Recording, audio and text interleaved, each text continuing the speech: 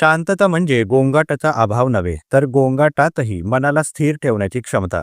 मानसशास्त्रात शांततेची व्याख्या केवळ बाह्य गोंगाटाच्या अभावाशी जोडली जात नाही.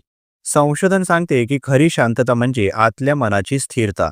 या संदर्भात अटेन्शन रिस्टोरेशन थेअरी आणि माइंडफुलनेस एक्सपेरिमेंट महत्त्वाचे ठरतात. एका प्रयोगात सहभागी व्यक्तींना गोंगाटमय वातावरणात ध्यान करण्यास सांगितले गेले.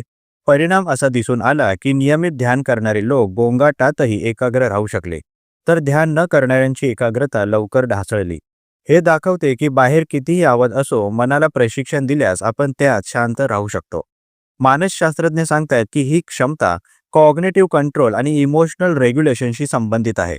म्हणजेच गोंगाट नियंत्रित न करता आपल्या मेंदूची प्रतिक्रिया नियंत्रित करणं हीच खरी शांतता आहे. त्यामुळे दैनंदिन जीवनात थोडा वेळ श्वसन प्रश्वसन तंत्र, ध्यान किंवा सकारात्मक आत्मसंवाद यासाठी दिल्यास आपण बाहेरच्या गोंगाटातही मनशांती टिकवू शकतो. धन्यवाद.